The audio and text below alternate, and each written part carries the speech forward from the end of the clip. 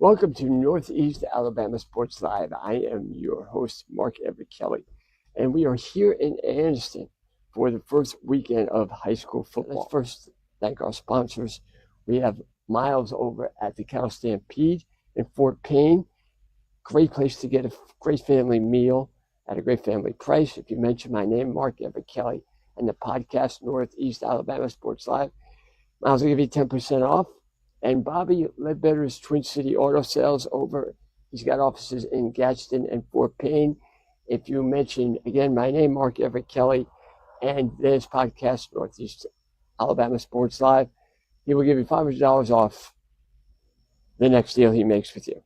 So, starting Thursday night, we had the matchup between two powerhouses, Plainview and Anniston.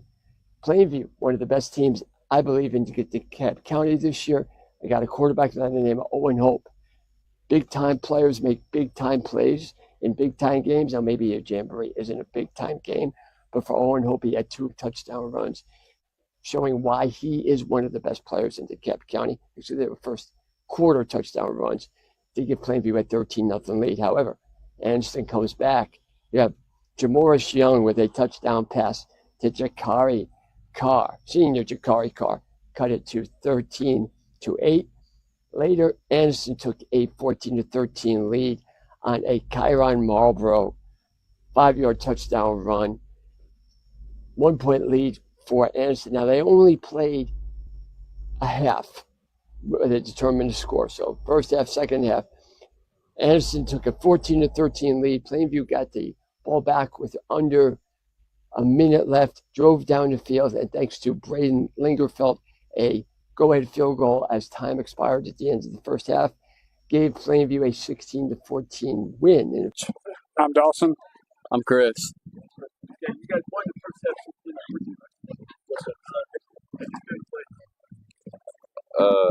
I feel like we could, or I could improve a lot. I didn't play as good as I should have.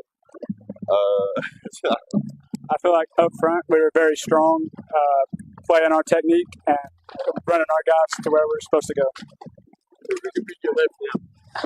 I think we're doing pretty good for this being our first game and just getting out here and competing. And I think we had a lot of effort tonight, so it's good.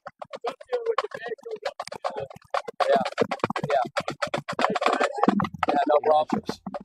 Staying on Thursday night, we go to Geraldine for the Bulldogs, and the tough Geraldine Bulldogs led by quarterback John Beck Wade, 10th grader who has started off his high school career with unbelievable numbers.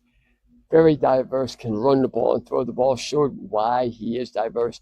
Tonight against Sardis, 6 for 6, 127 yards and 1 touchdown, 11 rushes for 48 yards and 1 touchdown. You got another great dual threat player in Cooper Johnson. 3 catches, 64 yards, including a 61-yard touchdown from Beck Wade. And he had 3 carries for 80 yards, including a 41-yard touchdown run. 3 carries, 80 yards, 3 catches, 64 yards, 6 touches, over 140 yards. Not bad for a player receiving and catching. But besides that, you had players on offense and defense dominate for Geraldine, like Eli Schlager, 8 tackles, an interception, while also running for 124 yards on 13 carries and a touchdown. Then you had Braxton Franklin, 12 carries, 69 yards, 2 touchdowns, 3 tackles, and a fumble recovery for Geraldine, who won 41-14 over Sardis, the 13th straight home win for the Bulldogs, who have beaten teams by an average score of 45-17 over that span. Over their last 8 games, they've averaged 52 points at home, scoring 40 in each game. We make our way to Friday night at the Top Cat Trophy between the Wildcats of Scottsboro and the Wildcats of Fort Payne. Scottsboro has won their last 2 meetings, looking for their first 3-game win streak since the Cotter administration. Fort Payne down 17-14 when Blake Griggs leads them on an 8-play, 84-yard drive, going 3 for 3 on the drive with completions to Eli Goggins for 12 yards, Riker Shankles for 29 yards, and Jaden Jackson for 12 yards, setting up a Carter Blaylock 3-yard touchdown run to give Fort Payne a 21-17 lead. Blaylock had an earlier touchdown run of 37 yards as well, as Caden Adams also had a touchdown run for Fort Payne. That one from 43 yards. Leading 21-17, Fort Payne stops Scottsboro at around the 48-yard line. All they have to do is sit on the ball. However, unsportsmanlike conduct penalty on second down makes them have to punt the ball, where disaster almost ensues. Whoop, over the head of Hayden Chambers into the end zone. Chambers, as Chris Elmore, head coach Chris Elmore would say, saved the game for us, fixed the ball out of bounds. Instead of 21-17 final score, it is 21-19. Disaster averted for Fort Payne, who wins their 9th straight regular season game dating back to last year, and their 600th win in school history, the 45th school in Alabama to do so. Not only that, but they get the Top Cap trophy back for the first time since 2022. We now head to Cedar Bluff, where the Tigers take on the Tigers of Valley Head. And despite taking a 14-13 deficit into the fourth quarter, only down by 1, Valley Head got outscored 21-6 by Cedar Bluff in the fourth quarter. Titan Blevins, 77 yards, 2 rushing touchdowns, not enough for the Valley Head Tigers, who lose 35-19 to Cedar Bluff in their season opener. North Jacksonville, Sylvania plays North Jackson for the second straight year. Last year, a season opening loss at home to North Jackson. This year, they travel to Jackson County. The debut for head coach Bob Waldrop at Sylvania last time he coached was 2020 for Geraldine, where he went 38-31 in his 5 seasons there. However, for Sylvania, not a good start. They dominate time of possession and they move the ball up and down the field. 3 turnovers, missed field goal, despite having the ball for 70% of the game, 26 of the 36 minutes. They get shut out for the first time since November 1st, 2019, a 20-0 loss against North Jackson. To Maplesville for a true shocker, as powerhouse fight and head coach Paul Benefort, one of the greatest coaches in Alabama school history, 360 career coaching wins. For the game, 69 plays for Maplesville, only 24 for Fife. Maplesville had more first downs, 29, than Fife had total plays, 24. Fife loses 35-6, 445 yards allowed by Fife, just 104 total themselves. Very, very rare bad performance by Paul Benefield's team. You can bet they're going to maybe take a little bit out on Collinsville next week, who they host in their season opener. They've only won every game against them since 1983. But Maplesville came to play. Again, outgained them 445-104.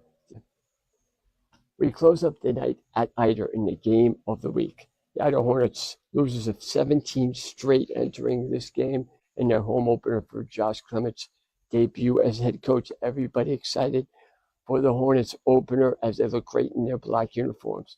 First drive for the Hornets, they go right down the field. 7-minute drive, culminating in Braden Castleberry's 5-yard touchdown run. Castleberry, 7 carries, 31 yards. He will play a big role later on in the game. Sexton comes back with 2 touchdowns to take a 13-7 lead, including a 95-yard passing play for a touchdown, taking a 13-7 lead into halftime. However, in the third quarter, back comes the Hornets. Braden Castleberry, who I mentioned on the touchdown run earlier, intercepts a pass inside the red zone, giving Ider great field position. A couple of plays later, it's Tyler of the Twins Kidwell taking it in from 2 yards out to tie the game at 13. Late in the game, Ider drove down to the 5-yard line, had a chance to win the game, but Sexton stopped them, forcing, as Dan Patrick would say, overtime. in overtime section. First possession, fourth down. Aaron Thomas rolling out. And it's intercepted by Braxton Trailer. And it's over. Good night, everybody. Wait.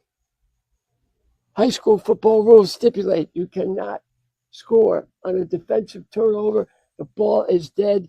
Delays the inevitable for the moment. Couple minutes later, Tyler Kidwell, this time from a yard out. Go crazy, folks. Go crazy. Eider snaps their 17-game winning streak. First win since September 8th, 2023. An amazing moment for an amazing community and amazing kids. We met up with the heroes of Eider after the game. And I was telling everybody that if all the games are as boring as this one, it's going to be a long year. Right? Yeah. So what did it feel like to actually play a game like this after last year? It felt amazing. Yeah, we haven't won a game in like two years. Like the feeling right now is unreal. That's the we best worked our feeling in tails the world. off. Like It was amazing, dude. There's nothing like it. We worked our tails off. Like we were down 13 to 7 at half, and we worked our tails off and came back and won. I'm proud of all of our guys coming back out. Especially the line. They Nobody worked their back tail down, and it's really lifted us. Yeah. This is a different team, and it's all thanks to Coach Thomas. Yeah, it sure is. All right, Castleberry, So, you had the game-changing play really with the interception right down here, right? Then you guys put the ball in the end zone right away. Did you feel kind of confident after that? That was awesome. Thanks to Big Cast. That was great. we definitely got some things we got to clean up to be Our better offense. ball team. Yeah. Ball teams. I agree. I'm proud of our guys. And then, I know toward the end of the game you guys were hoping you could win in regulation, but yeah, they stopped you. Yes, sir. And then fourth down. What did you see on that play? On the play right here. Yeah.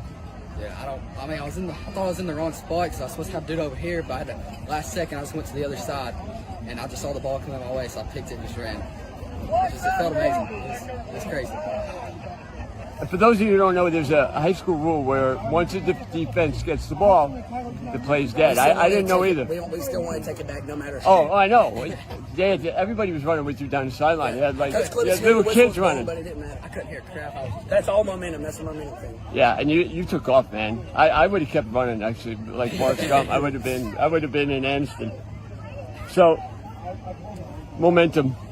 What are you guys pulling out of this win? Section played pretty good, and this is kind of the games you get to play now. What do you think? Yes, sir. I think they out-athleted us, but our line, they carried the rock. We played harder. Yeah, and we wanted it more. I think, and when they all started cramping, we knew we was going to win that game. We never let down on ourselves. Cool, guys. Maybe not the fastest 3 minutes in sports, like Chris Berman used to do over at ESPN, but not bad for the first try. Thank you for joining us. We will see you next weekend for our next high school football wrap-up here on Northeast Alabama Sports Live. I am your host, Mark Everett Kelly. Thank you for joining us.